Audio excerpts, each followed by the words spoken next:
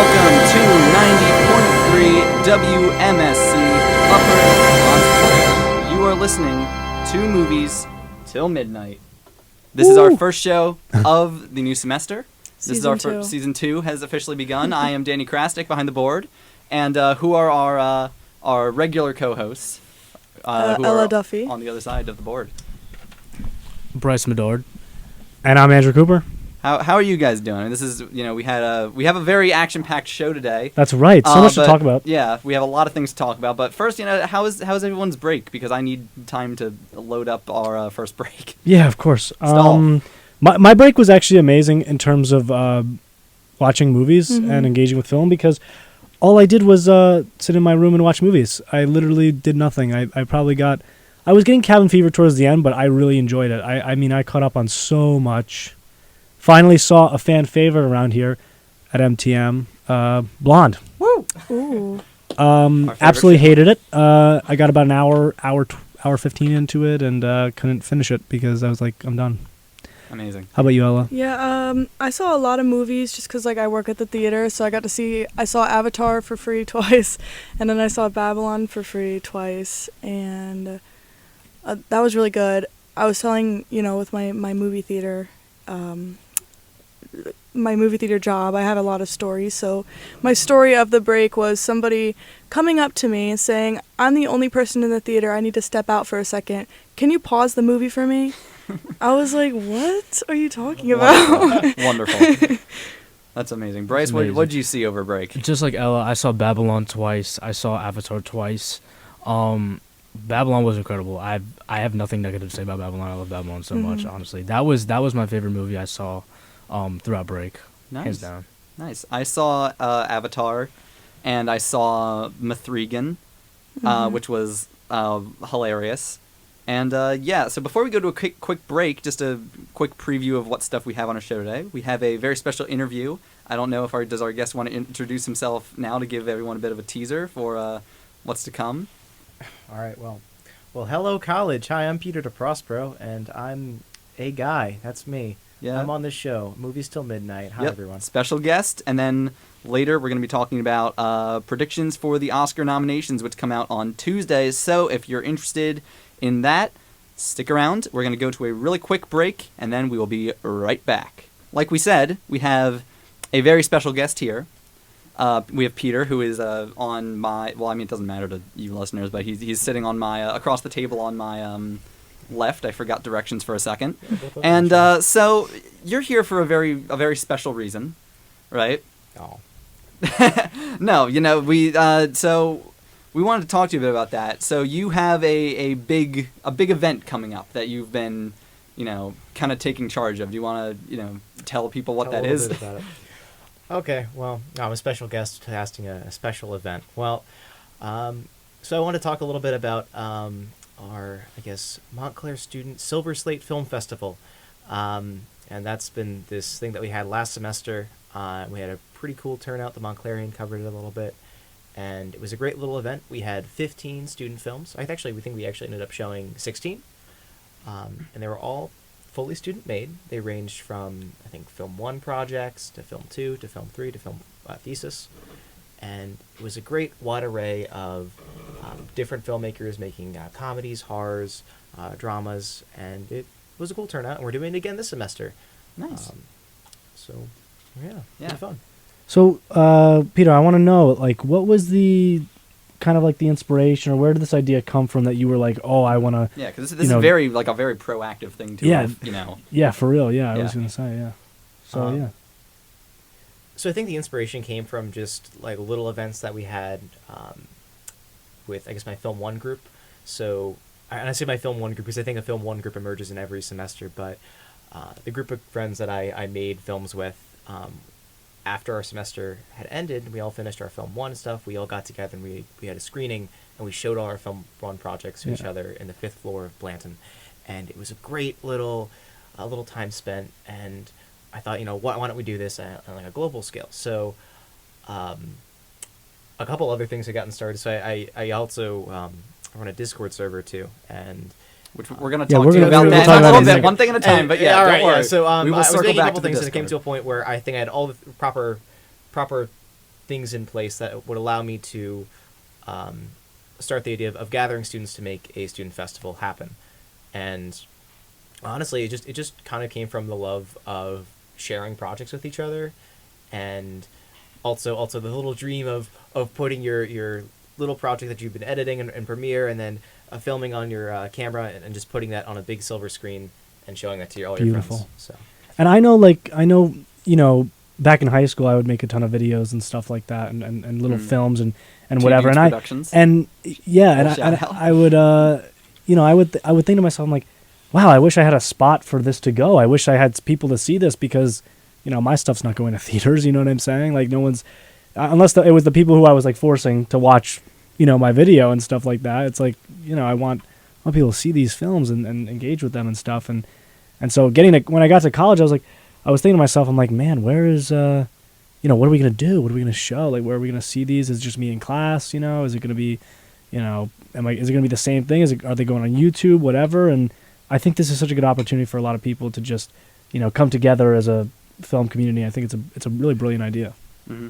Yeah, I went to like a film like camp, and we showed all of our movies, and it's like so much better to see the audience's reaction, especially if you do like comedies, because you're like, you don't know how it hit, and then it hits, and you just like feel so much better. So that's really cool. Yeah, and no one's, you know, you're not like, hey mom, watch this video right now, you know, watch this short film that I made. I think it's a good way of getting like actual legitimate feedback, and not just like, you're someone who kind of is obligated to say that it's good, right? Know? Exactly. It's like, you know, like I think it's a really good thing that you're doing this.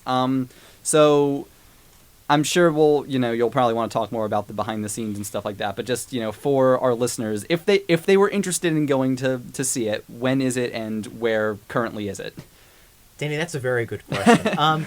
So there's a lot of moving pieces that go into this festival that I got to realize that, I think, last semester. Last semester was this big rush at the end to make the festival happen, where I had the opportunity to go on a trip to San Francisco, and I got back from this trip across the country, and there was about a week till the festival, and I was just cramming all this advertisement, all this scheduling, all this blocking into like 1 week, and there's a lot that goes into the festivals, because you have to procure all the films, you have to get all the submissions, and then tie them together, and you can't just like play them back, but you really have to play them in an order that they really complement each other. So you don't want to play just comedies and then just horror films. You want to complement things a little bit. So you know, start with like a nice witty film one, and then come back with a really nice thesis film. I think those complement well with each other. But what I'd say about when the festival will actually happen. So I've been talking a lot with the BMO office, which is really helpful. Crystal Acosta and Frank Martinez have been helping me so much with this. Yeah, shout out. But they've been helping me so much with making this festival happen. And currently, it's not fully confirmed, but the speculated date would be February 10th from 12 to 5. And is anyone able to go to this? Or is it just for film students, or like literally anyone? It's open to everyone. Wow, awesome! That's awesome. Every really person. awesome. So if you're out there listening and got nothing going on possibly, if you're 10th, if you're interested in film and you want to check it out and stuff, maybe that could be an opportunity for you, if you would so choose. Now, I have a quick question about the submissions. So obviously the last one you did was in the fall. Probably was that was the start of the semester last time, right? Yeah, but the submissions were open for during the summer. That's why I figured. Okay, So my question is, obviously over the summer you probably had people submitting stuff. Would you say that now that it's like you've already done it once, how would you say submissions are so far this time compared to last time? Like more or less the same? Yeah, have you gotten a lot so far, or how's that going? What do you think? I've gotten a lot, and it's one of those things of I know so many people in film, and I'm very fortunate to know so many people that there's a lot of people have asked and been, hey, do you know if you're going to have this film ready by the end of the month? And it's been like, yes, sure thing. So I really need to, part of it is sending out the form to the right people and just checking the form. I have an amount of films that I currently have. One thing that I want to make sure that I'm doing for this festival is making sure that I have a good jury to select the films. So unfortunately, we do have a limited amount of time in the presentation hall, so I can't show everything that I submit, which really irks me, because I want to show everything, and I want to give every single filmmaker that submits something their own time to showcase stuff, but unfortunately, just like not everything I can fit, so I have to schedule everything and cut back. So for the last festival, what had happened is that I was making the decisions of whose film was getting in there, and I kind of felt very guilty afterwards because I felt like, well, I think I might be imposing a little bit of bias unknowingly, just what happens. So I want to make sure that I got a nice, and I can't say who because it's anonymous, but I've put together a jury of students and faculty that will give feedback on the films and hopefully help the curating process so that there is a good, fair, and diverse distribution of films so that it's fair and all nice. That's really awesome. Yeah, I think that's cool how like you also kind of like figure out a way for there to be this, like a nice fair, it's very well put together for only the second time you're doing right. this. It's very. Yeah. It seems pretty. Yeah, it's very. I'm impressive. glad it comes off that way. I'm sure the behind the scenes of that are pretty hectic. Yeah. I mean, we're all very excited over here at MTM. You know what I mean? We're looking forward to it for sure, and going out to see it for sure. I'm very happy that you guys are, and I really hope. I hope as many people can come to the festival and just see student films, but most importantly, I really hope that a lot of freshmen come to see this, because I think that was another thing that really inspired me to make this festival, was promoting these films to new students, because it shows people what they're able to do. Yeah. Predominantly, I think one of the main things that are showcased in these festivals are thesis films, and have always really been like these big grand projects that have stretched over like a year or so of production and really encapsulate what students have learned in an entire year. And the best thing about, I think, this festival is that a lot of these students are just sitting right there in the theater. So one of the best opportunities, and I got to see this at the first festival, which made me so happy, was that we play a film 3 or a thesis, and it would go, everyone would clap at the end, they were so happy, and I invited some of the students to come up and talk for a little bit, and wasn't much, it was just like 15 minutes, and they came down, and then freshmen would hound on them. They hopped on and were just like, hey, how'd you get that shot? And it was like, oh yeah, I used this camera, and here's what I did. And it was so cool to see like that high level knowledge that took like 4+ years to develop over the course of a senior's journey through Montclair, just to see that being passed right down to a freshman. And it's almost unfair in a way of just, all this knowledge just goes right down. But that's the joy that I see, I think, in having new students or people that are just getting right into just starting their film journeys at Montclair, being able to share that connection. And it really is amazing. Even last festival there was a really, really ambitious student that he doesn't go to Montclair yet. He's a senior in high school, but he came to the festival anyway. Awesome. And he was just watching, and he got really like hyped up about it. Actually, during this break, I helped him shoot his like senior thesis for high school. And it was really cool just because he was just so enthusiastic about the program and the people that he met here, which is, I think, the total joy in this festival is just that impact that it has. Yeah. And speaking of the impact on the community side, I think specifically here in Montclair, I think the film, I'm sure you guys would agree with me on this, I think the film program is a very strong community based. I think there's a lot of, I think this is definitely a big part of that. I know when I got here, I went to the first first round of the festival, I guess you'd call, I don't know, the one back in the last semester. I went to that one, and it's obviously a lot of other people did too, but there's there's the MSU Filmmakers Instagram, there's the Discord, and I think there's a lot of, and don't worry, we're about to get to the Discord, Peter. Oh gosh, no. You know what? We're just gonna go right to the Discord. Peter, there is the MSU Filmmakers Discord. Yep.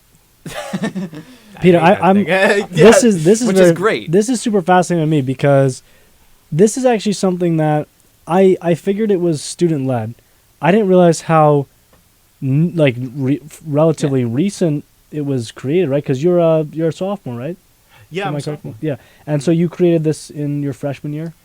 It has been. Yeah, I made this almost exactly a year ago. Oh wow, fascinating. Okay, yeah, and The fact you're a sophomore is making all this even more impressive. right. No, honestly. it's Like, very you've been here for, impressive. like, a year and a half, I guess. Technically, Right. you've already And you've- had such a giant impact on, I would say. I think you've really found a way to bring a lot of people together in ways that they might not have had the opportunity.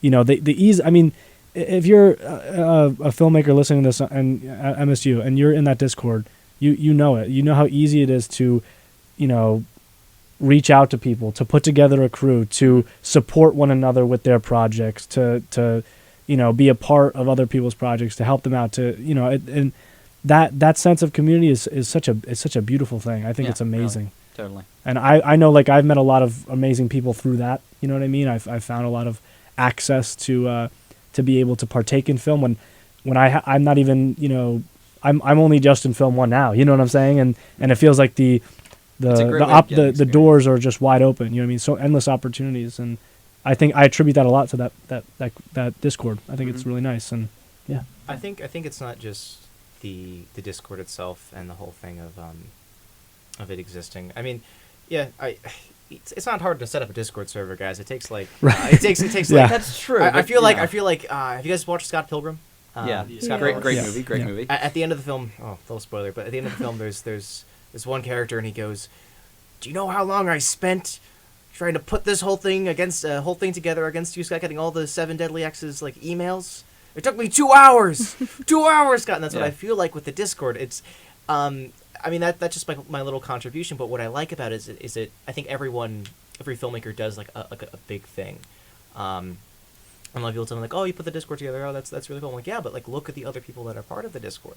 For example, one of my good friends, Dylan Fumo, he's also a sophomore. Shout out. He's a genius, a absolute genius in After Effects, in anything visual effects. He's been doing it forever, and one of the great things about, I think, what the Discord allowed him to do is just work with other people and allow him to just use his great talents in compositing scenes, in putting stuff like just like cool time traveling effects over a film, and even going as far to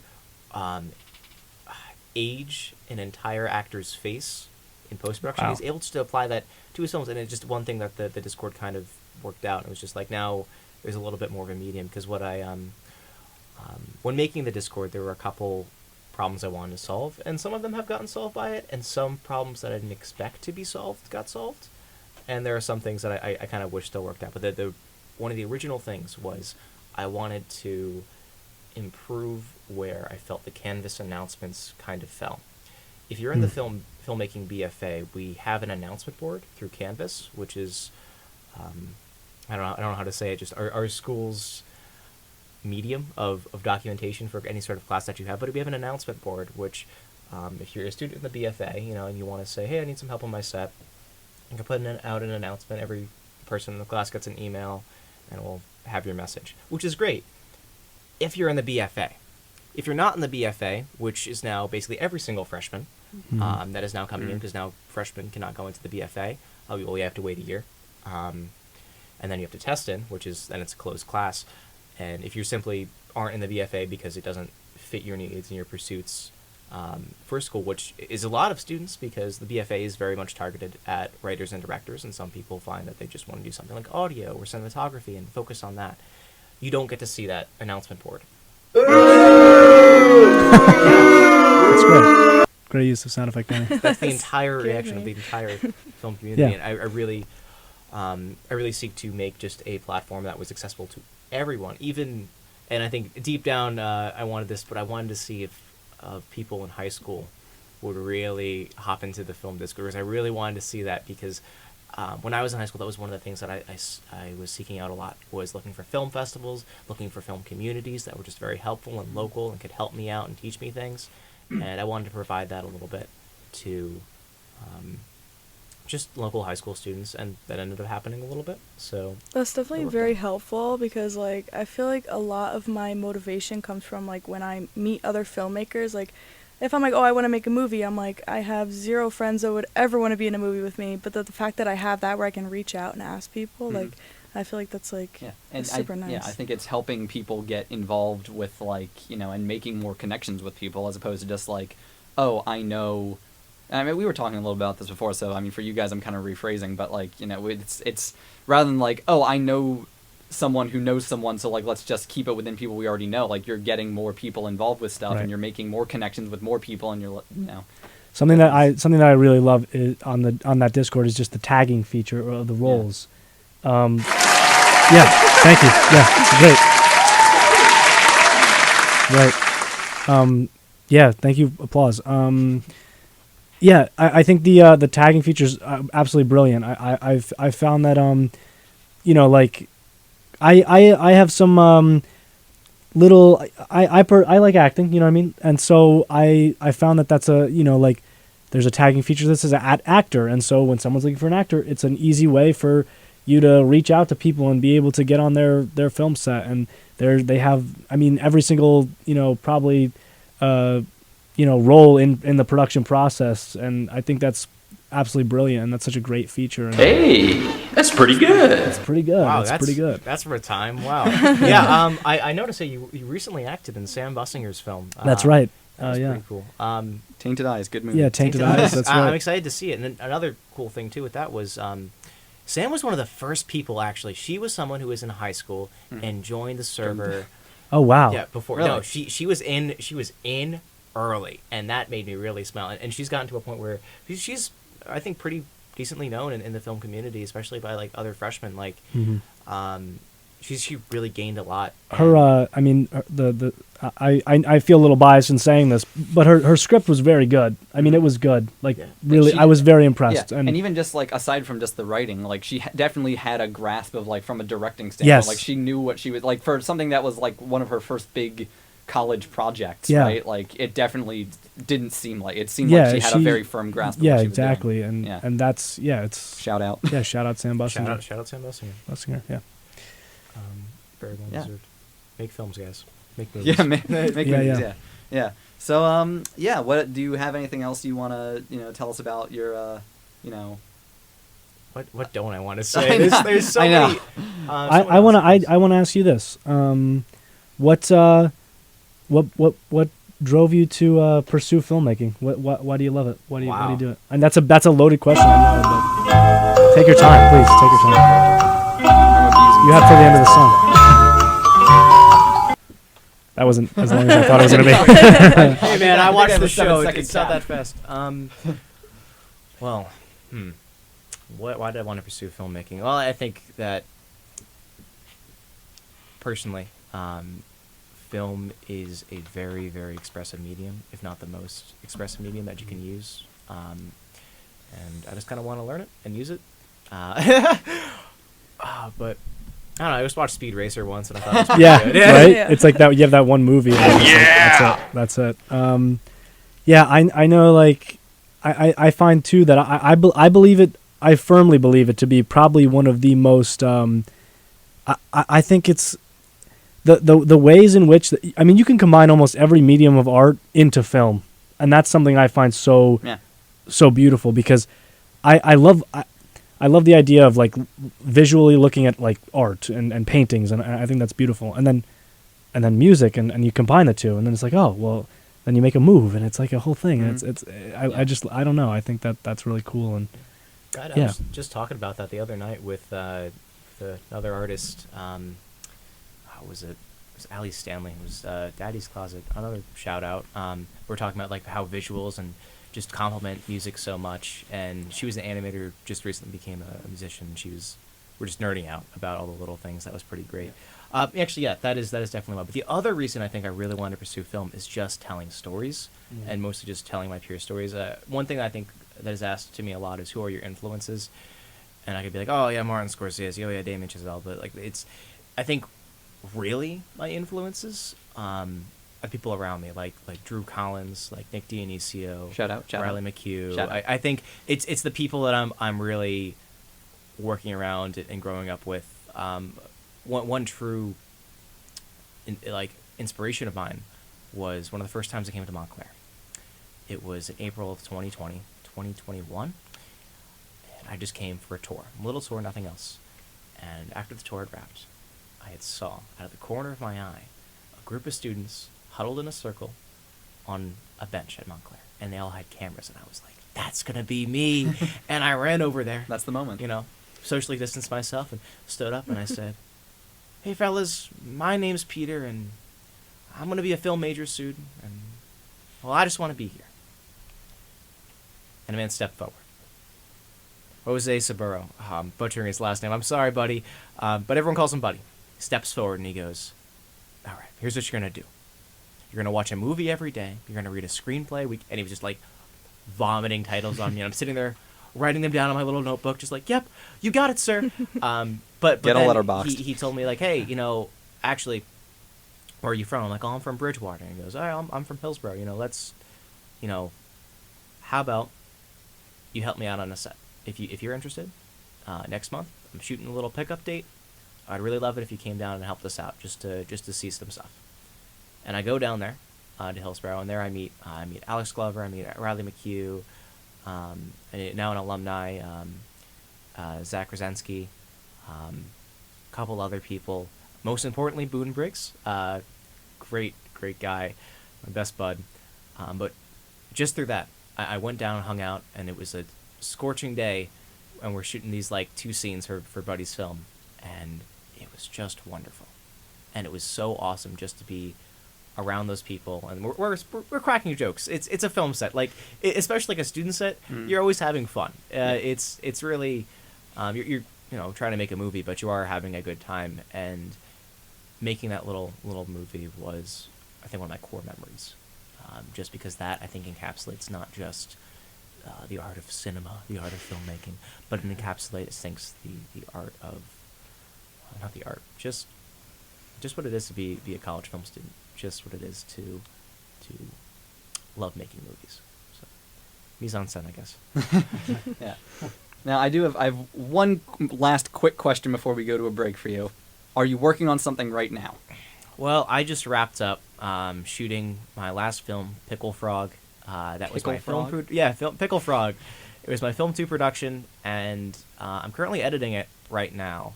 I had a fine cut that I submitted to the class, but I'm really leaning into the editing process for this one. So I'm hoping to have something really polished up by the beginning of March. But that's like my my personal project. I have 2 other projects that I produced over break.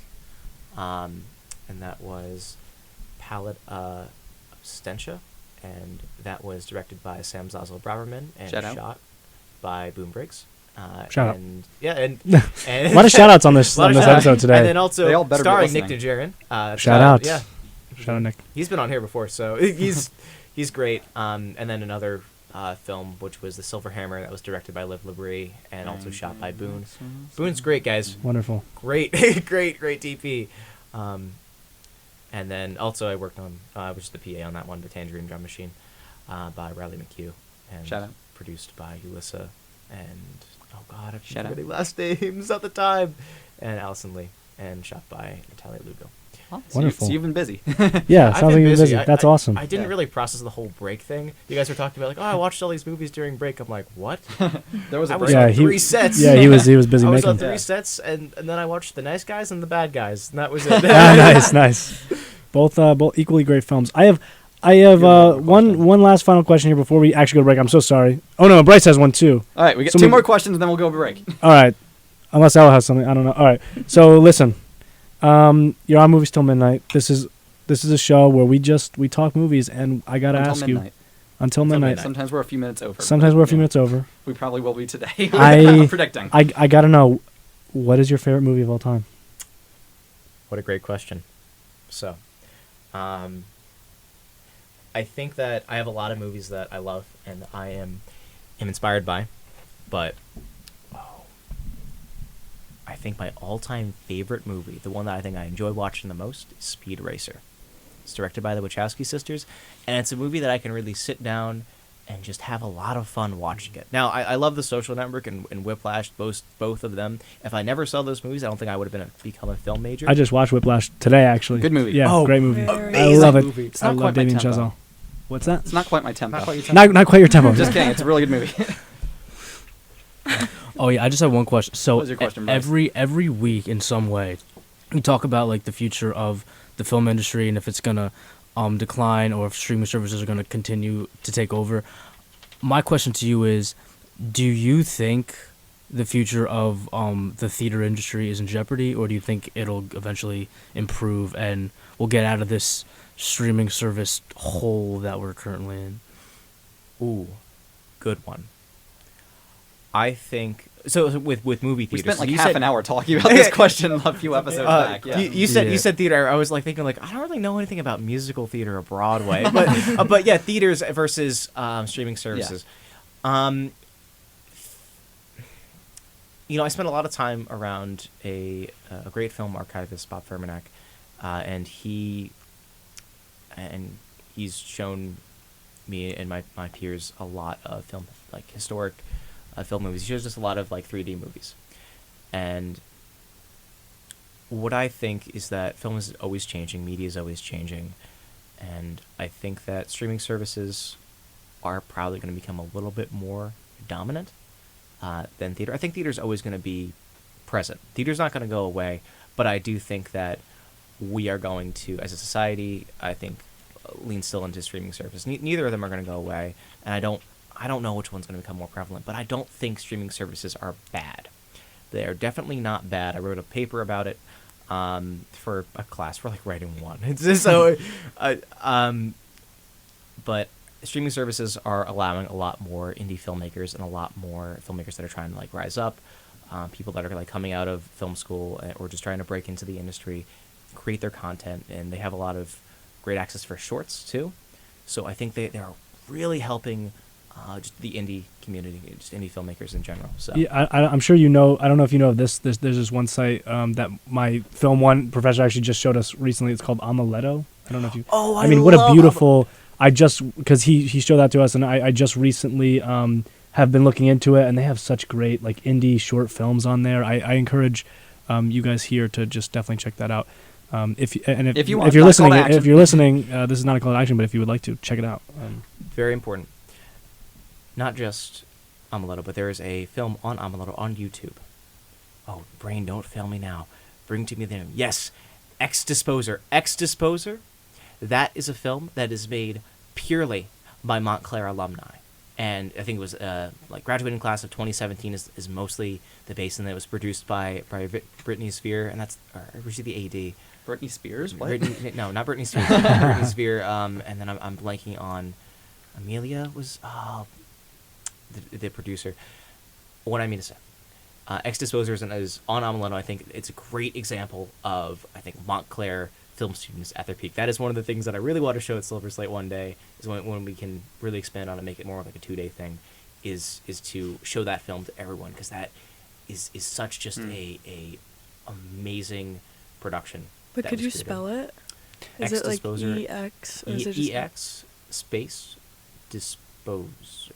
Okay, that's good. DIS. Awesome. I don't know how to spell that, Awesome. so We had our interview, right? We already had the first half of our show, but now in our, well, I guess, like a little less than half of our show, we'll probably spill over. It's fine. No one comes in after us. We're going to talk about Oscar predictions, because the nominees come out in 2 days. So that's let's get into it. Shall we? Scary. Yeah. Should we start with Best Picture? I'd say we start at the beginning. Okay. I'm gonna move my mic So so, we I can actually the see my Best screen. Picture winner for the Golden Globes was The Fabelmans, which I saw recently, and it was really, like, it made me cry. Like, it was really good. Do you think it would be a really like high like contender for I think Best definitely Picture? because it's Spielberg, and it's about Spielberg. That's also where my head was going as well. I think that like there are also just movies in general here that belong on this list. You know what I mean? Like Yeah. Top Gun, Everything Everywhere, just because of the fact that they're like They're the movies of the year. they're the movies of the year and they're gonna be on there. You know what I'm saying? I even could see. I don't have it on my little, prediction thing. I could even see like them putting up like Avatar on the Yeah, That- I I'm not can gonna see lie. that. You know, I I can could see see it that. happen. I don't want it to be Yeah. there. Just be. I'm Well, not a here's the ones. I think the way we should do, like, should we read through the ones that we have in common, and then, like, if we have any dissenters? 'Cause I feel like we agree on a lot of. We do agree on a ones. lot of these. Right. So for best picture, we all have Everything Everywhere. Yep. Right. I think we all have Top Gun. We all have Tar. We all have. Actually, we don't all have Elvis. Most of us have Elvis. Bryce, you didn't put Elvis. Why? Um, What's the deal, man? for me, it was either between Triangle of Sadness or Elvis, and I don't know. I didn't- I You went put with, Blonde. Yeah, because So did I, but you know. 'cause See, that's no. where. See, that's what you should have been. You should change Blonde to. Like Yeah, you Bryce, will. I Bryce guess loves it's his your- blonde. Yeah, I Yeah. know. But it's not Bryce good. is the biggest blonde fan of them all. We all Peter, have. did you want Peter? I just want to point this Yeah. out. We're like a very notorious show for hating on Blonde. What did you see Yeah. Blonde? And do you have any thoughts on it or no? And also, what is your opinion on Harry Styles? Oh, And don't his worry, acting- and his darling. acting career. I I don't think any of us have that. Blonde's a cool movie to see on Netflix because it encourages me to try and be better as a filmmaker. I don't know. It just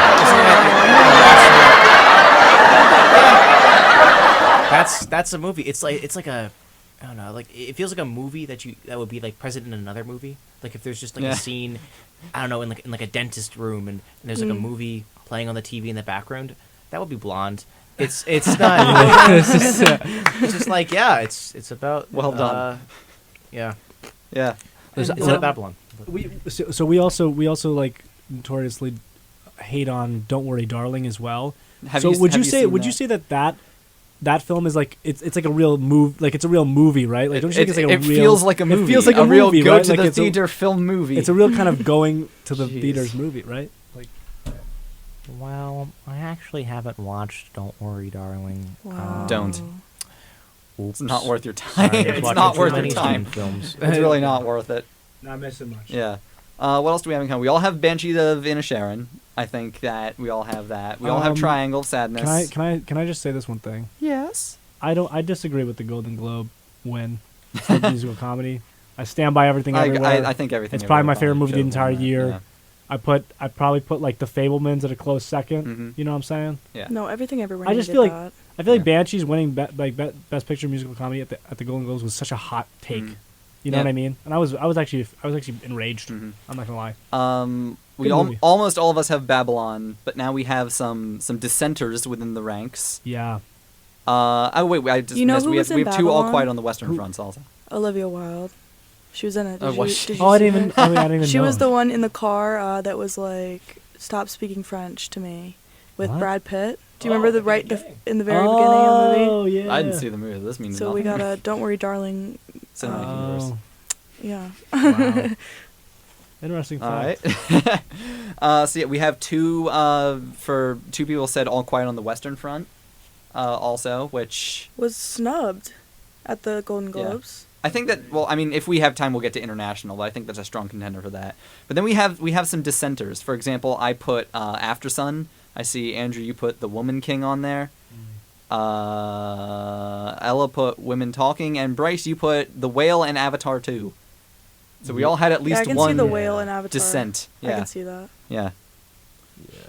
I do want to say one thing that we mentioned earlier. I know we all bash on Blonde, and I will be the first to admit that it is not the perfect, like it's not a good film, but I'm also not going to pretend like it's completely, like there aren't some good aspects to it, because there are some really good if you pay enough attention, there are some good Some. aspects to it. But overall, the story of Marilyn Monroe is a story that's been told so many times through countless documentaries and films and books, and it's like enough. Yeah. Yeah, and the way that they're promoting it on Netflix is more like it's a real story instead Yeah. of like a fictional book. I think a It's a lot real of people story, don't not a realize that fictional. this is not it's not a biopic. It's Mhm. not. It's it's Marketing based was on very a misleading. fictional Yeah. what is it, like a fan fiction Mhm. novelization of Marilyn Monroe's life. And I, like Danny and I were talking about this a little earlier, like before we got What in here. happened? Like Blonde would have been a very good movie had they maybe like changed the name a little Yeah. bit. You know what I'm saying? Yeah. Drop some of the gratuity that was in there, and it could have been it could have been actually a half decent story. Mhm. You know what I'm saying? It's just because it's Marilyn Monroe, like it feels, it's like Yeah. we've seen this a lot of times. It's getting a little exploitative, and it's like, I don't know. I disagree with the Ana de Armas casting. Well, yeah. Well, we're gonna get to I her think in she's a minute. I think she's a very good actress. I think this was maybe not her role. Yeah, we are going to get We'll to get- we'll her get in a there. minute. I'm gonna nip the blonde discussion in the bud here because we've talked about it ad nauseum for like weeks now. So moving on to best director, we all have the Daniels for Everything Everywhere. We all have Spielberg. We all have Joseph Kosinski for Top Gun. Do all of us have Baz Luhrmann? No. No. We don't. Bryce again being the dissenter as he apparently is set on being. And then is that all the ones that we have? That might Wait. be it.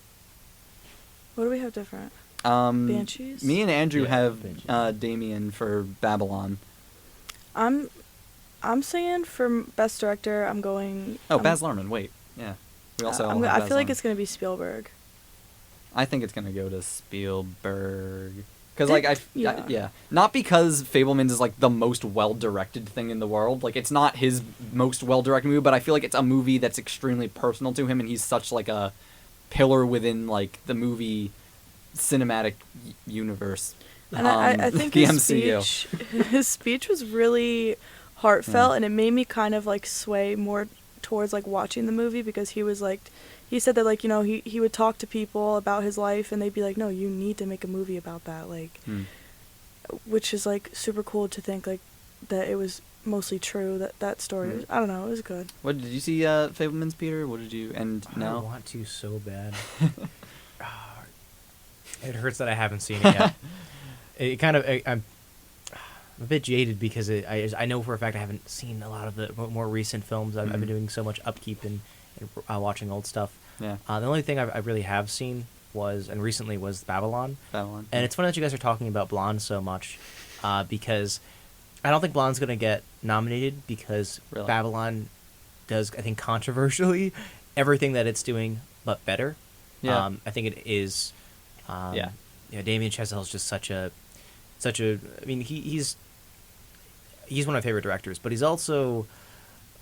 It's funny to see him talk about old cinema or like have this portrayal of, you know, late 20s, early 30s movie making. Mm-hmm.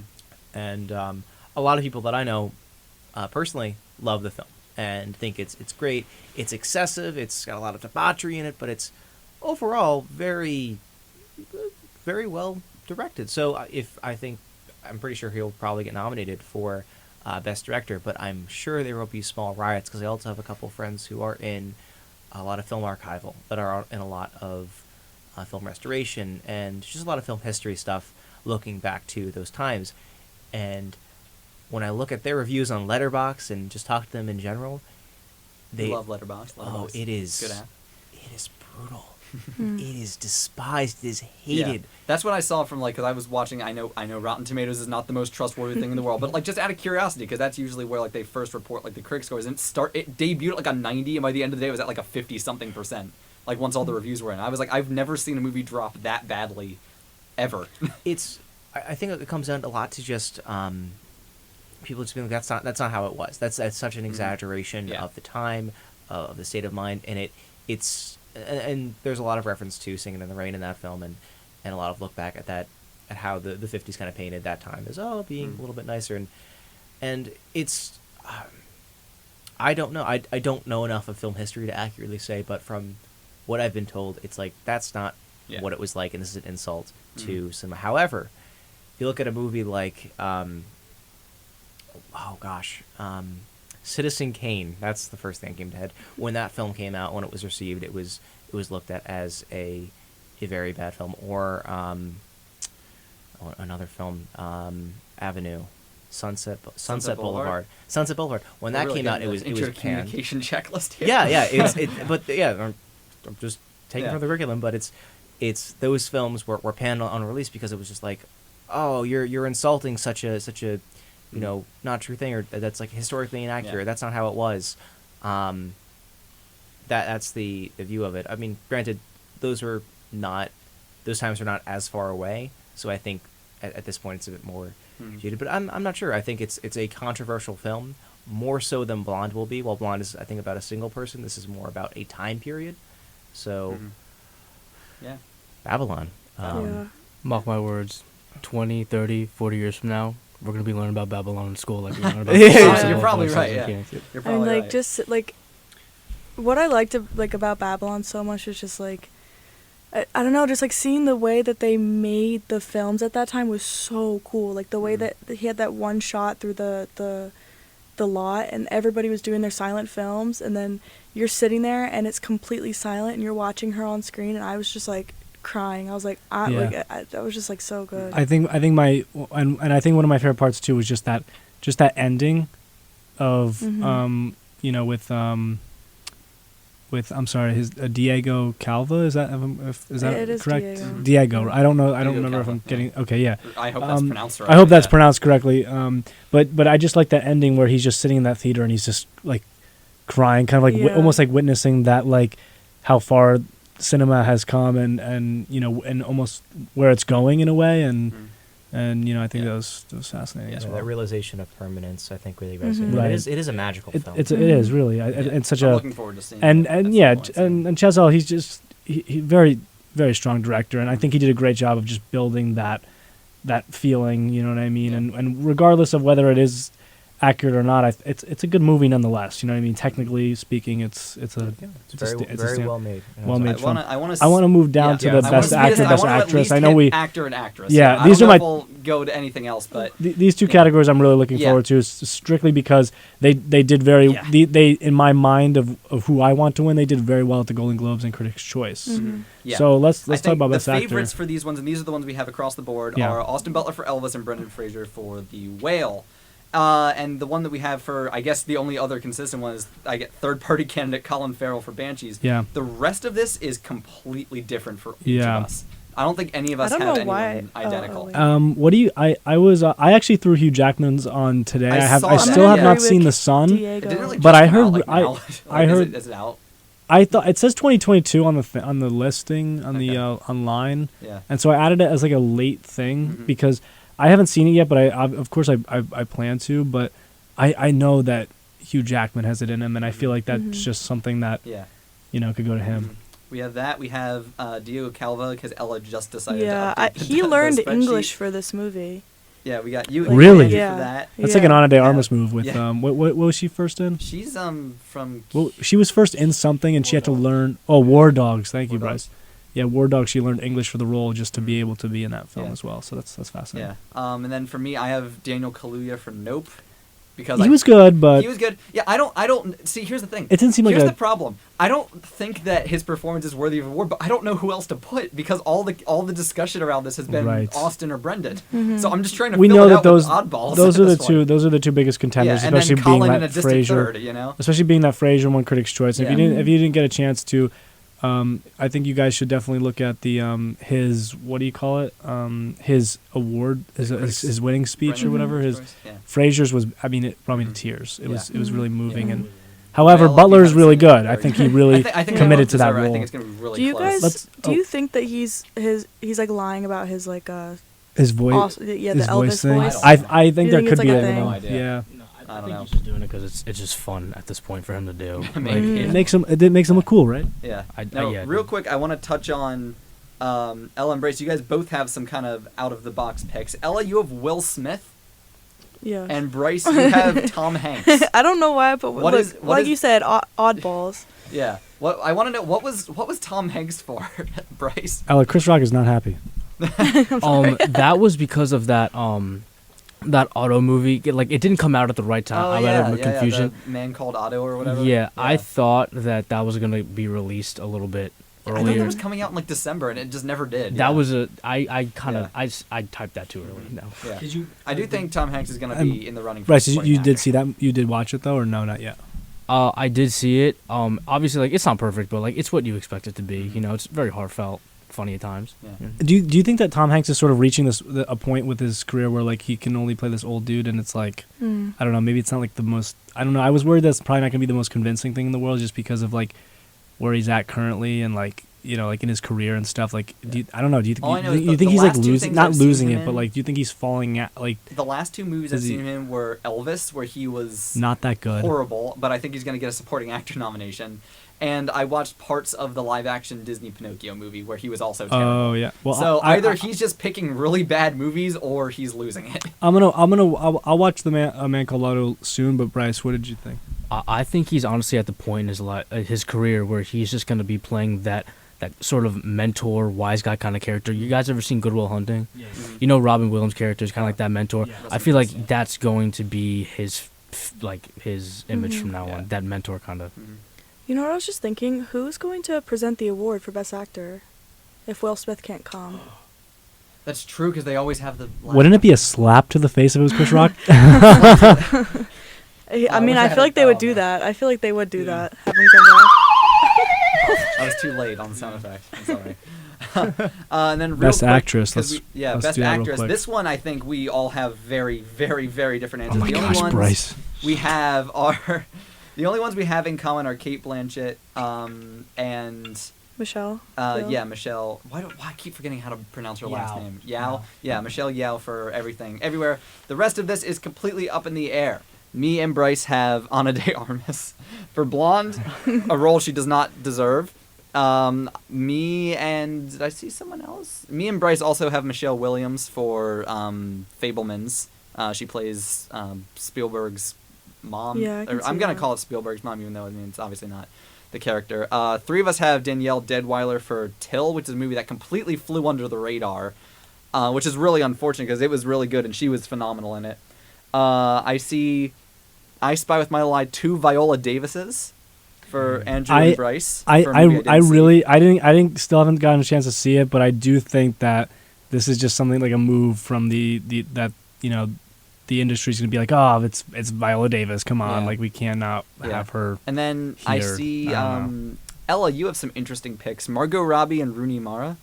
Mara, is it I Mara or Mara? I thought Whatever. that did Women Talking even come out? Yeah, it's out. Like I thought it was That- gonna be like it's this. out. Wasn't that Like, no one's- confusing? Like I thought it was gonna be this little artsy thing where everyone was gonna like it, and then I know, there was that's no one that, talk. like, there was no yeah. talk. you know what's interesting? buzzed I up feel and like there were vanished. so many of those movies this year Yeah. that just went right under our noses, Mhm. like a lot. You know what else went right under our nose? The fact that it's now midnight, which means we're listening to 90.3 Oh. WMSC Upper Montclair. That's Okay, right. Keep going. Awesome. I definitely think it's gonna go to either Michelle Yeoh or Kate Blanchett. I agree see that. completely. I could see either one of those two stepping into that and Mhm. taking I think it it's home. gonna. I think it's I gonna be wa- close between Michelle and Kate. I want it to be. I really want it to be Michelle because I think that I think it's thought gonna be thought her performance was beautiful, but I haven't seen Tar yet, so I I don't want to think- say anything. I think Kate's performance was better, Okay. but I think Michelle's gonna get it because that movie is A, diversity, B, the movie's a lot more unique, and Yeah, it's a C, standout Kate film. Blanchett already has 2 Oscars. Yeah, come so on. that'd be kind of Come cheesy on. to give it to her a third time. Yeah. Right. That'd almost be as if, you had a recently deceased beloved actor up for Best Actor and you gave it to someone who had already won several times the 2021 Oscars.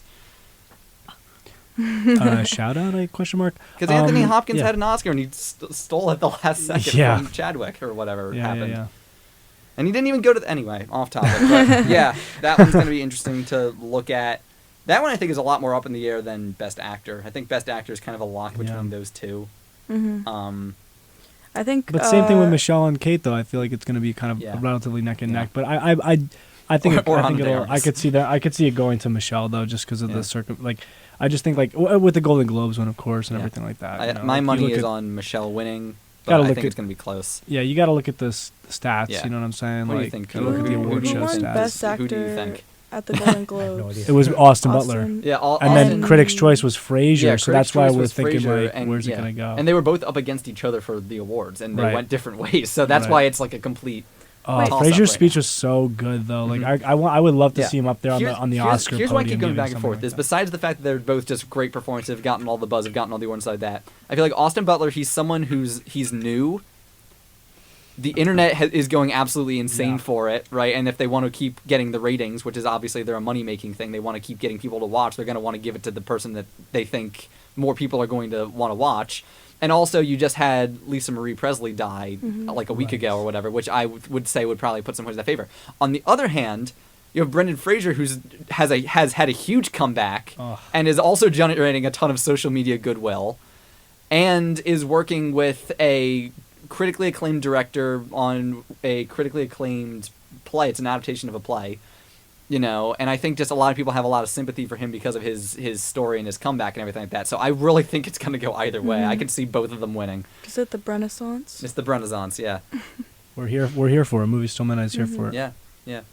Are there any other quick ones we can speed through? Animated? I did want to talk about the Pinocchio. Oh, for Pinocchio's animated. going to win for animated 100%. This is a I shoo-in. really want Marcel However, the Shell to win, but it's going to go to Pinocchio. Pinocchio's going to win. Come on. International. I think can I Decision to Leave or All Quiet. Can I say this one thing? International. All Quiet should win, but it was actually snubbed at the Golden Globes. It was. What Didn't even get a won? nomination. It didn't even get a nomination for best won? best This picture one, it international was or something called- like whatever.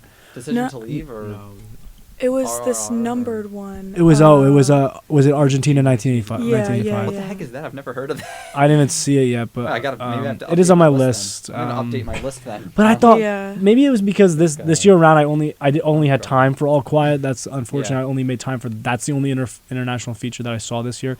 But I did really enjoy All Quiet. I thought it was really well made. Peter, you have to say something? RRR's gotta win for international. Here's why. Oh, Here's why wow. I don't have RRR on my list. gotta see India it. didn't even submit it for consideration.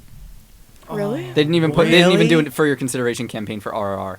That's why it's not on my list. No, but the well, song- that doesn't always, right? That's just for international. Will it get other nominations? I'm sure it probably will. But I'm just saying for international, it's not going to get that because it didn't even get. They didn't even submit it. They submitted something else. But for best Really? original song, Not To should definitely win. That is I don't, so I good. don't even think I have It's such a anything put good down for song. original song because I just don't pay attention to the original songs ever. RRR is crazy. But I'm gonna copy it and I'm gonna steal it and I'm gonna put it on my list also.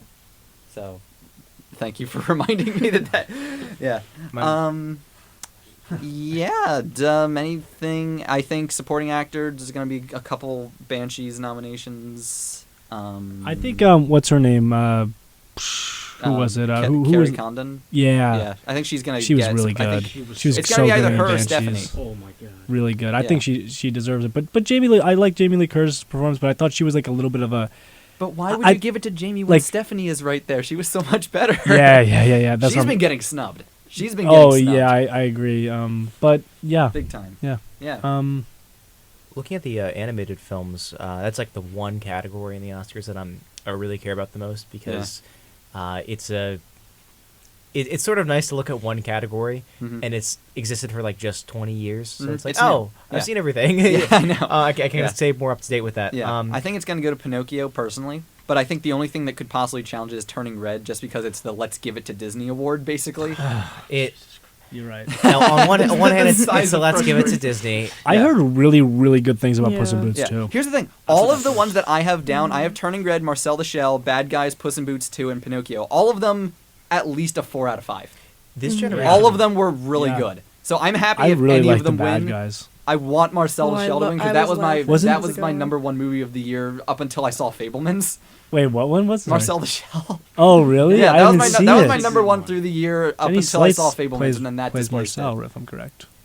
All the animated Slice. films this year really just like That's my fact. Sometimes I just. And then we go over to Ella, who has Lightyear and Wendell in the Wild Oh. nominated. Look, as look, a this town we instead did of this Puss in Boots. spreadsheet. We did this spreadsheet before Puss in Boots came out. That's true, yeah. So- Puss in I Boots don't- is in like the I top had Wendell in- 100 highest rated on Letterboxd, apparently. I had Wendell and Wild on mine until today, and then I replaced it with Puss in Boots 2 because I heard about how it Yeah. was doing. Yeah. Yeah. That I think I replaced it with Puss in Boots 2 also because Yeah. I was so shocked, honestly. I thought Wendell Wild was going to get it because it's Henry Selick. it's Right, and he And kind of he's he sort of Nightmare went Before Christmas. He went away and now he's back, right? right, Big and he comeback. sort of was in the shadow of Tim Tim Burton, and so it would be nice to see him sort yeah. of. But then I that didn't see movie the kind of movie, went course. under the radar and didn't get like. I Yeah. mean, it got good reviews, but it wasn't like it doesn't seem like anyone was like, "This is the best thing ever." Whereas like Puss in Boots 2 is in the top And people- 250 on Letterboxd and right and now people for were some like reason. I mean like at least on like Letterboxd. I mean everyone would love Pinocchio, of course. Mhm. Because I think we all have Letterboxd, like, by the way, too. you know, so- I also thought that could be up for best. There was an original song in there as well that was really What, good. It in, was like Ciao Ciao Papa, oh, yeah. Ciao Papa, which I yeah. really enjoyed that piece. Yeah.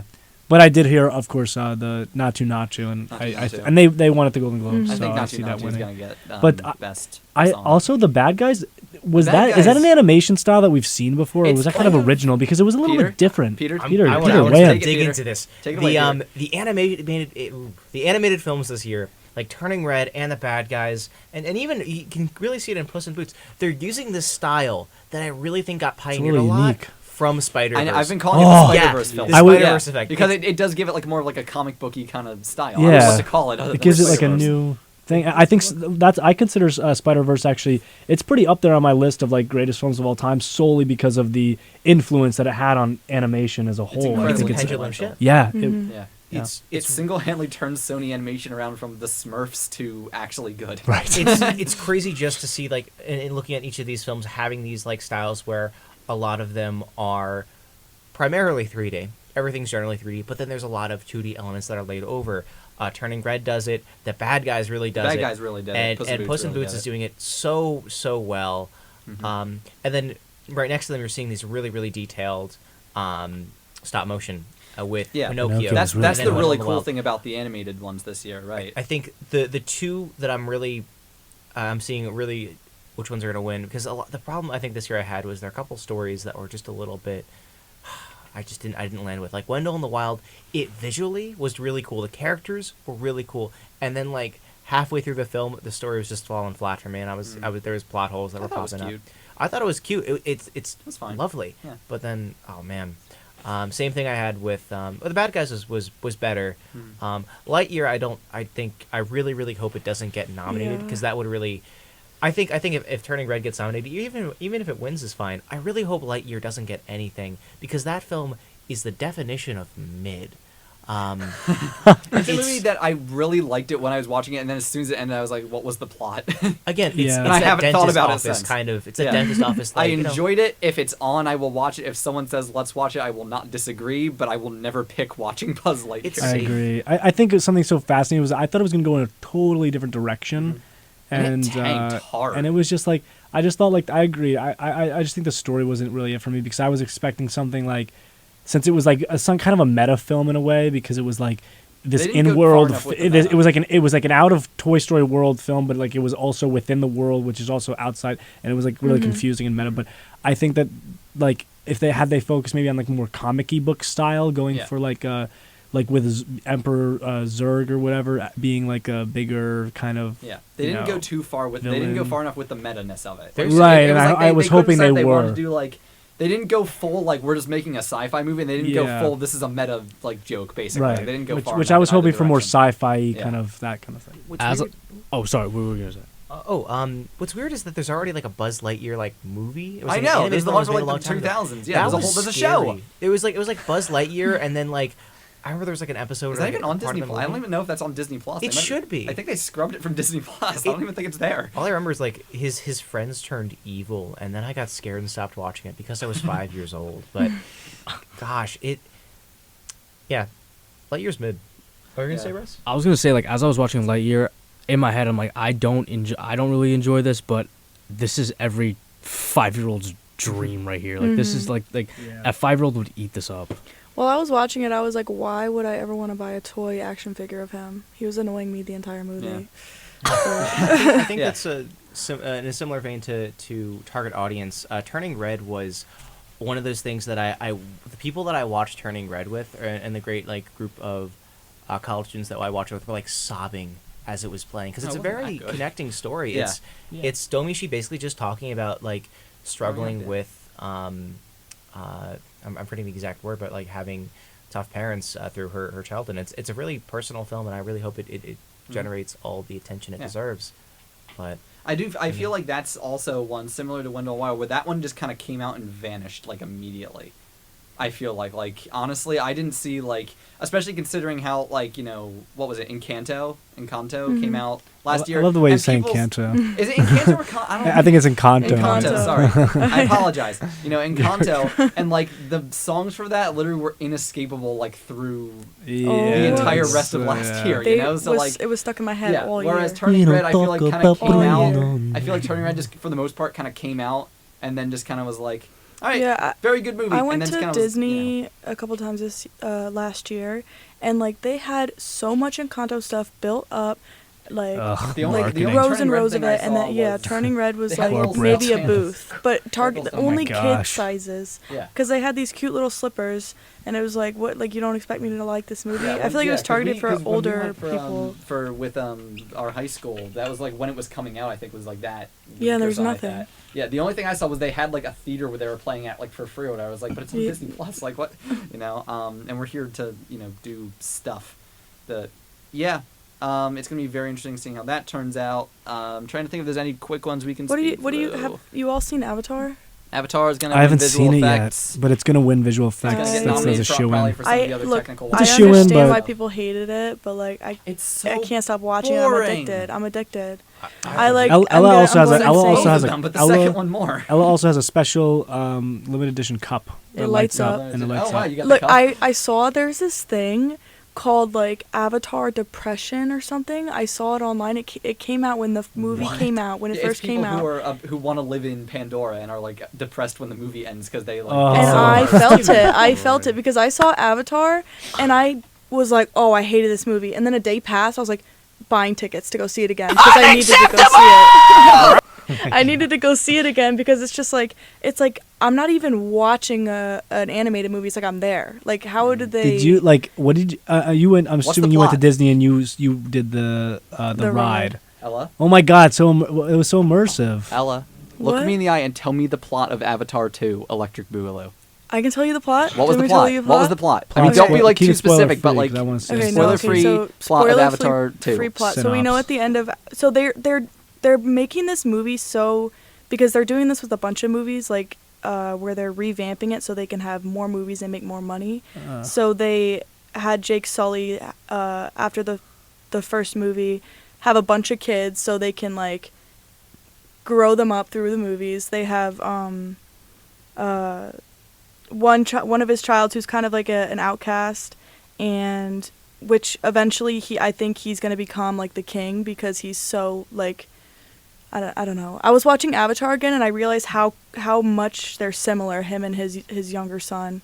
So I think they're definitely gonna play up on that. And then they have this kid who's a human who is the child of the general in the first movie, and he's kind of like acts like a Na'vi, and something happens with him in the movie, which I think will play up again. So they're putting these characters in to play up more movies. I think it's so unnecessary. They did not need this movie, but Cameron was it's planning on it's doing like cool. two. I think he They said already two more, filmed right? the Or third two one's finished. It's coming Oh, out. yeah, They're in post for the third one already. It's Yeah. coming out. They're going to be in next post year. for a while. Ah, Yeah. the Yeah. release I date's mean, 2024 as of right now. So Probably, we'll see if major- it makes probably that, majority of the film is post. Let's be real. We forgot visual effects need to unionize, but that's a whole other Yeah. thing. Yeah. Well, I honestly. only have one comment about Avatar 2. I haven't watched it yet, Mm. but I received a Christmas gift from my friend Colin, who works in a movie theater.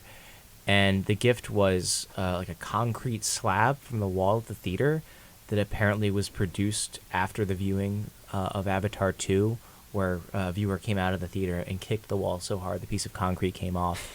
What an interesting like. I think- Bryce's face right now was just. He's so shocked. What made him like that angry? Post Avatar 2. That's what made him that angry. I guess so Pandora because depression. it's just like it's annoying. Okay, the thing that's annoying me is the whaling scene went on for too long. You know what's annoying? and The whole annoyed ending me. on the boat. The whole last half hour. Yeah, and was that like, and then oh, it's like someone's on the boat. it's Let's like, get them oh off. my Now someone else is on the gosh, boat. Now oh let's my go back and gosh. get them. Oh, we left someone else on the boat. Let's go back. It was like five times in a row. That, I was and then losing my mind. I hated the little daughter. I She didn't was think any of the child annoying actors me. were good. She was I annoying didn't me think. the You know what's entire funny? time. I'm pretty sure the little girl. I'm pretty sure that's Sigourney Weaver. No, that was Kiri. That's who? Kiri is I don't remember any the of that. daughter. But okay, no, I their just called their them- little I little called them daughter. Jake Sully and Zoe Saldana. That's what their names are. Like she was like tied up on the boat twice. She's like, "Oh my god, I'm tied up again!" Like not a soul Yeah. like laughed in that theater. I don't know. Let's it's be just, real like, here. annoying me. No one watch. I mean, maybe you're the exception. I don't know. No one watches Avatar for the plot. They watch it Right. for Yeah, the for visuals. the That's what I was visuals. gonna Yeah, ask. yeah, because yeah. I About talked to my parents because they obviously I was like 2 when the first one came out, 3 whatever. when Avatar 1 came out, so I didn't see it in theaters. My parents did, I'm pretty sure. And I was like, this one's been getting like phenomenal reviews so far. I didn't think it was that good. Like, is this what happened the first time? And they're like, yes. When the first one came out, because of how groundbreaking and like immersive it was, everyone was like, oh my god, this is the best movie ever. And then when like it wasn't in theaters anymore and people could like watch it again, like just on their TV, they're like, what did I like about this movie? And then obviously it kind of became a joke. Why is this the highest grossing movie of all time? It's kind of irking me though, because it's like we're like, oh no, this is a spoil. I can't say. It's just like it's the same person every single time. Yeah. Like the villain. I don't know. It's just so weird how my perception of the movies changed though, because when it first came out, like we were really young when the first movie first came out, and I remember seeing the Happy Meal. I remember that it was like a little Jake Sully. Exactly. Yeah. He glowed. There's like a little button on like his foot that like he lit up blue. Glowed. Yeah, it was awesome. And you prayed to guy. have that one. And I remember seeing the movie when it first came out, and I remember thinking like, this is a really good movie, but never did I think at that age that it would be like this the highest Cultural grossing phenomenon. thing. Like I never thought, because I didn't know what it was at the time, and I didn't think, I'm like, to me like that was just another movie that I had seen. Yeah. I like what you said about visual effects, though. I think that that what Avatar does and what James Cameron is doing with this film and with this production journal is it is a window just to promote visual effects and just James Cameron is nothing if he's not spectacle, basically. I think Yeah, he's a Right, spectacle like- director. Let's be real. Right? Like I mean, he's you got look the at- Avatar you look movies. at Titanic Terminator. obviously has like the giant Terminator, scope. Titanic. Terminator. He did the one of the Alien movies, course, right? Like yeah. he's the big groundbreaking like Yeah. this is a big movie kind of thing, rather than like Also with him, I just saw a post that was like, he always comes out with the movie that people think is gonna flop, and then it ends up being that like is the top. true. Yeah. Like- Most of his movies have had like don't seem to have great opening weekends, and then they do like like that was the one thing was like, oh, the Avatar didn't even cross 50 million its first weekend, it's gonna flop, and then it is already at 2 billion, I think. So with that, Peter, this was your first time on the radio. Would you give this a positive reception? first time, hopefully not the last. It was great. Hopefully not the Thanks for last, having me, Dan. Yeah, absolutely. Yeah, anyone else have any quick closing remarks? Because Yeah, we are 20 minutes over welcome the to over when we were Movies supposed to. Till 12:20. Maybe still. Thank maybe you, still Peter, midnight for joining tomorrow. us. Yeah. This episode should will we be say- on.